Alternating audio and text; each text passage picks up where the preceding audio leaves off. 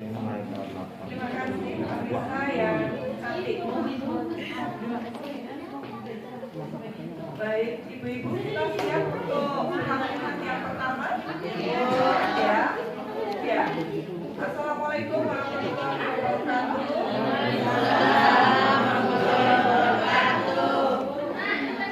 Selamat pagi dan salam sejahtera untuk kita semua.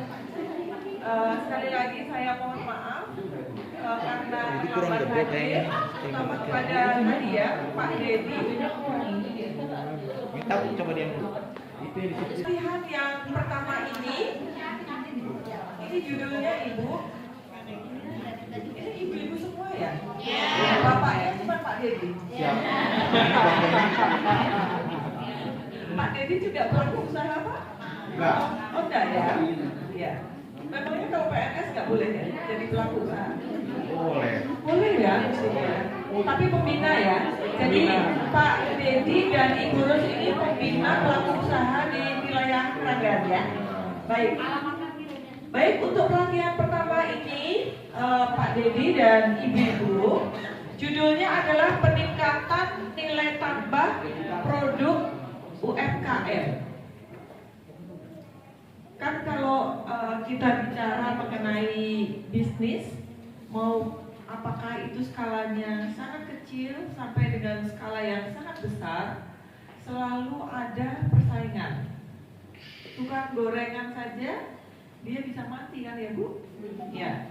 Jadi bahkan tukang gorengan itu dia harus terus melakukan inovasi supaya nggak mati bisnisnya. Jadi dia tetap berlanjut bisnisnya sepanjang yang diinginkan oleh pelaku bisnis itu. Saya nggak perlu perkenalkan diri ya, nama saya ada di sini. Iya, sudah tertulis. Baik, oh perlu ya? Iya, iya. Nama lengkap saya Devi Nusraningrum. Jadi kalau ketemu silahkan Pak Dedi dan Bu Ros dan juga ibu-ibu yang lain bisa ketemu Bu Dewi, Universitas Mercu Buana ya, gitu ya. Ya, jadi kalau ketemu di mana saja. Baik, jadi kira-kira seperti itu ya. Nah, ini yang akan saya sampaikan nanti. Kecilan ya? Enggak kayaknya kok ya, pasti kelihatan ya. Oh ya, baik ya. Jadi yang pertama, jadi kalau kita bicara mengenai bisnis, maka produk yang kita buat, yang kita hasilkan itu harus ada inovasi terus-menerus. Saya dengar masyarakat di sekitar sini itu bisnisnya adalah kacang ya Bu? Iya. Dan kacang itu dilakukan secara berjamaah ya produksinya. Maksudnya bukan individu saja, tetapi masyarakat semuanya memproduksi kacang, kemudian ada yang mengumpulkan untuk disetorkan kepada ini enggak.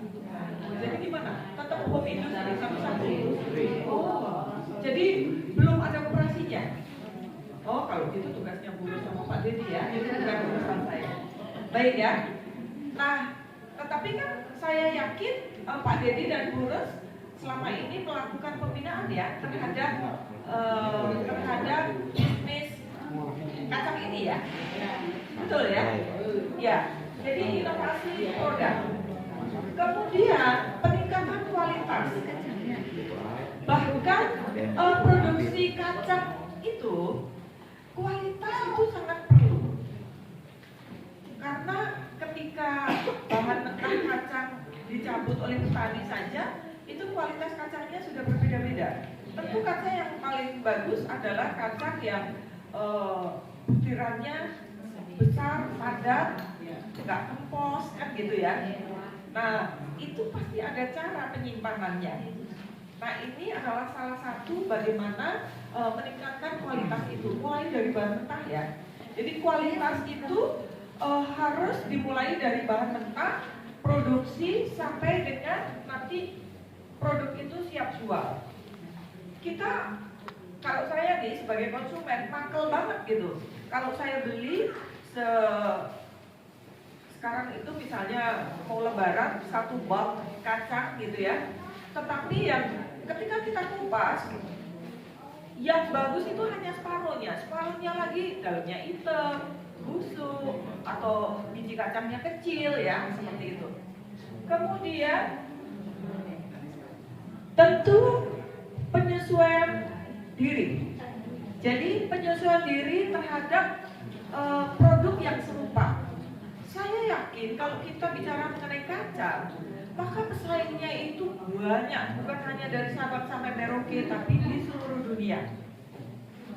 Kalau ibu sempat membeli produk kacang dari luar Indonesia, mereka biasanya menjual kacang itu inovasinya bukan hanya kacang saja, tapi sudah menjadi mixed nut. Jadi kacang yang dicampur. Kalau di kita kemiri itu kan buat masak ya, hanya masak. Tapi kalau ibu-ibu pergi ke luar negeri yang namanya mixed nut yang mahal itu, satu on mahal sekali, di dalamnya ada kemiri. Ada semua jenis kacang. Kalau di kita kan kemiri nggak dimakan, buat bumbu. Padahal itu kemiri itu enak banget untuk dimakan. Dan isinya nanti kita bicara di kesempatan lain. Kemudian diferensiasi dari pesaing.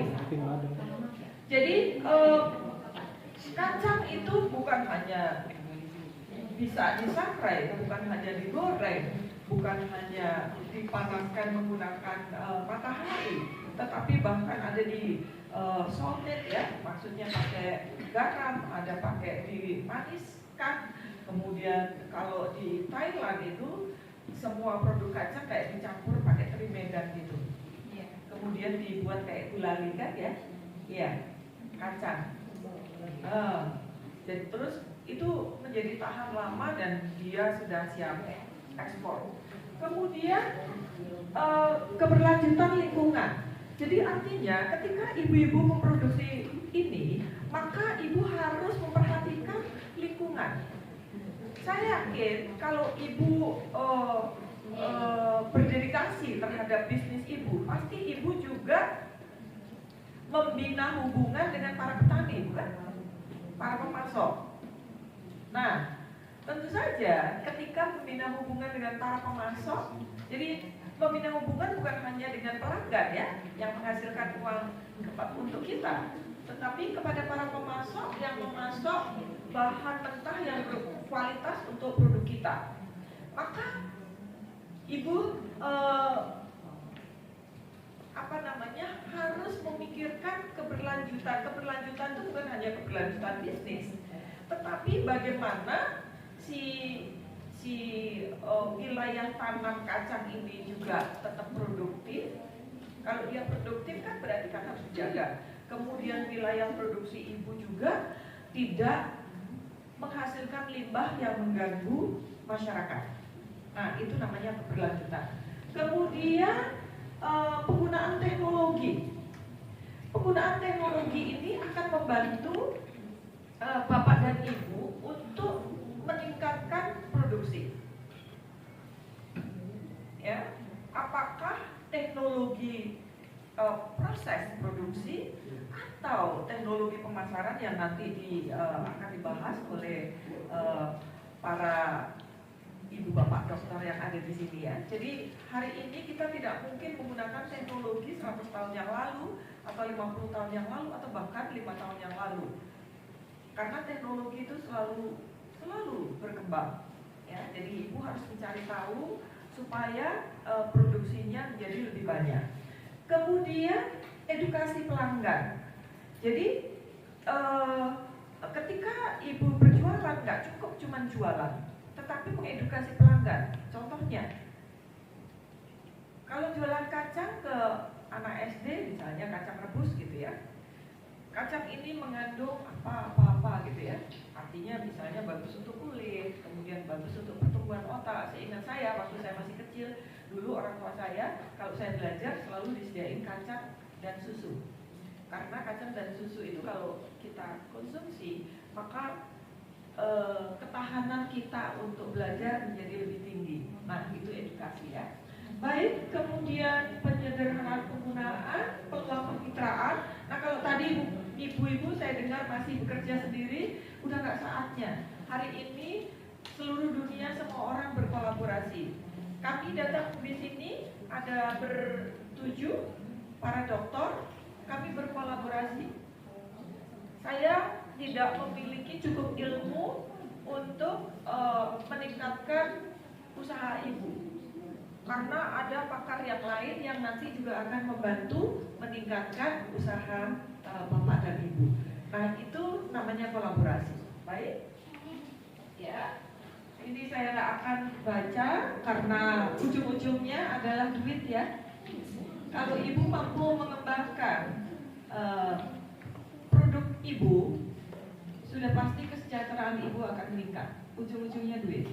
Dan kesejahteraan ibu bukan hanya kesejahteraan ibu dan bapak, tetapi juga keluarga dan mungkin masyarakat sekitar. Dan kalau secara kumulasi, maka itu menjadi kesejahteraan masyarakat Indonesia. Kira-kira seperti itu ya. Jadi ini penting sekali. Baik, itu bahasa Inggris, tapi ini penting.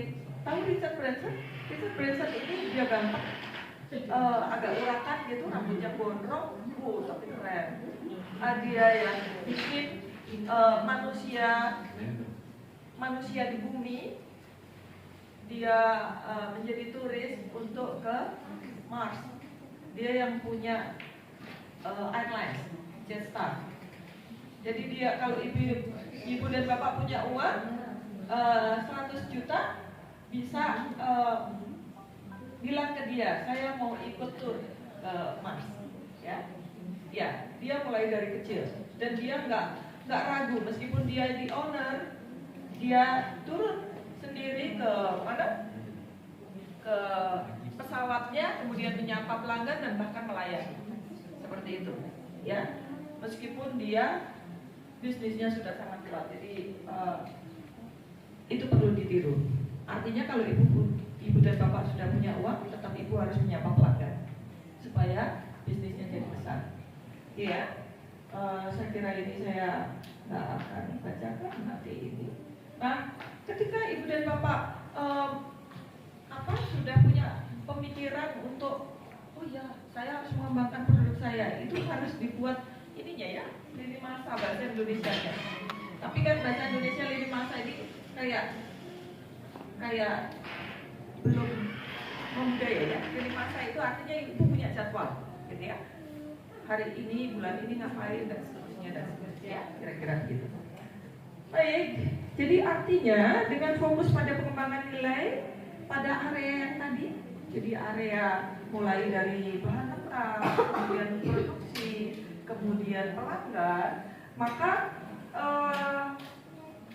bapak dan ibu dapat meningkatkan daya saing produk, bukan hanya di sekitar masyarakat di sini, tetapi juga bahkan bisa keluar negeri, seperti itu.